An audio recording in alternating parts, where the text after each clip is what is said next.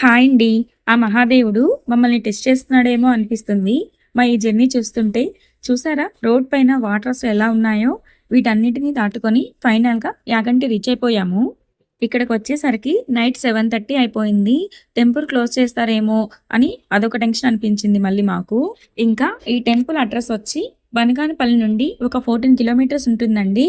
అంటే నియర్లీ ఒక 25 minutes పడుతుందన్నమాట. And ఇప్పుడు ఫాస్ట్‌గా దర్శనానికైతే వచ్చేసాము. మా దర్శనం అయితే చాలా బాగా జరిగింది. ఇంకా ఈ ఆలయంలో ఉన్న నందిని యాగంటి బసవన్న అని పిలుస్తారు. ఈ నంది అంతకంతకు పెరుగుతూ ఉంటుంది. ప్రతి 20 సంవత్సరాలకు కూడా ఒక అంగుళం పెరుగుతూ ఉంటుందంట. నాకైతే ఈ నందిని చూడగానే కలియుగం అంతమయ్యే నాటికి యాగంటి బసవన్న లేచి రంక వేస్తుందని శ్రీ శ్రీ పోతులూరి వీరబ్రహ్మేంద్ర స్వామి కాలజ్ఞానంలో వర్ణించారు కదా, అది గుర్తొచ్చింది. ఇంకా దర్శనం అయిపోయిన తర్వాత ప్రసాదం తీసుకుందామని బయటకు వచ్చాము. కోతులు అయితే చాలా ఉన్నాయండి. అసలు మేము ప్రసాదం తీసుకోగానే మా పాప మీద గుండా ఒక కోతి వచ్చి ఆ ప్రసాదం అంతా తీసుకెళ్ళిపోయింది. ఇంకా మా పాప చాలా భయపడిపోయింది. చూడండి అసలు ఎలా ఏడుస్తుందో పాపం.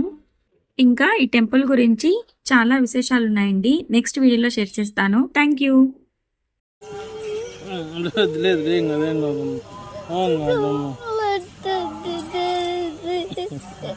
ఏం కాదు నాన్న, అదేం కరలేదమ్మా నిన్ను. గోల్డ్ గీసుకున్నాయా?